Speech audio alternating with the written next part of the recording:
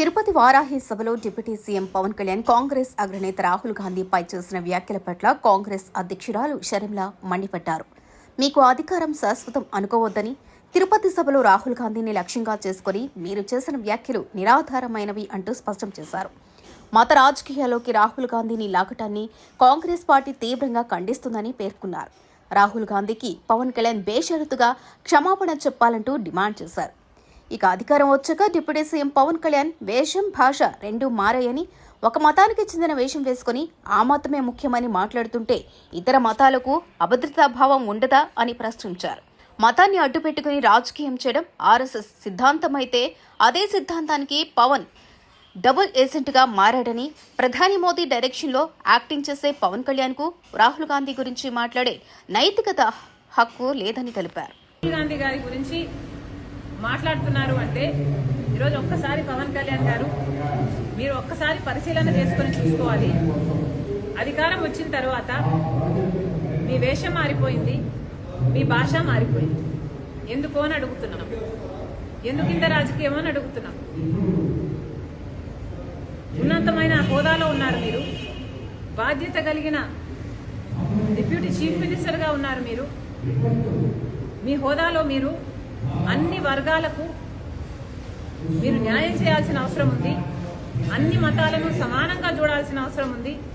అలాంటి మీరు ఈరోజు ఒక మతమే ముఖ్యము అన్నట్టు మీరు వ్యవహరిస్తున్నారే, ఇదేమైనా పద్ధతిగా ఉందా? డిప్యూటీ చీఫ్ మినిస్టర్గా ఉన్న మీరు ఈరోజు మీరు ఒక మతానికి చెందిన వేషాన్ని వేసుకొని, ఆ బట్టలు వేసుకొని మీరు అఫీషియల్ డ్యూటీస్ చేస్తుంటే మిగతా మతాల వాళ్ళకి అభద్రతా భావం కలగదా? ఏం ఆలోచిస్తున్నారు సార్? అసలు జనసేన పార్టీ అన్నది ఒక సెక్యులర్ పార్టీ అన్న ఉద్దేశం ఉండేది మాకు, కానీ ఈ రోజు అర్థమవుతుంది ఇది కూడా ఒక రైటిస్ట్ పార్టీ అని. ఏం అవసరం అని అడుగుతున్నాం.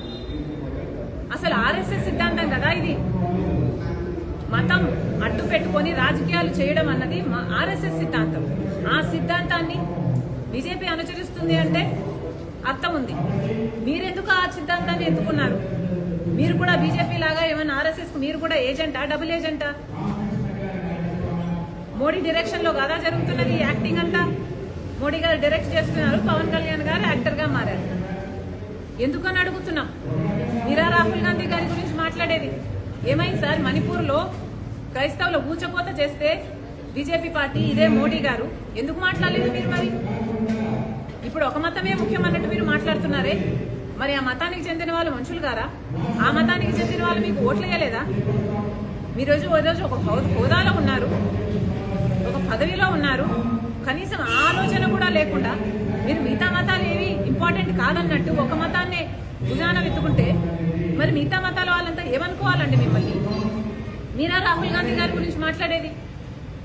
ఒక పక్క ఊచకోత జరుగుతుంటే ఇంకో పక్క రాహుల్ గాంధీ గారు బీజేపీ పార్టీ మణిపూర్లో ఊచకోత చేస్తుంటే, గౌతరాలైనా మణిపూర్ అయినా దీనికి అంతటికీ కారణం బీజేపీ పార్టీ కాదా?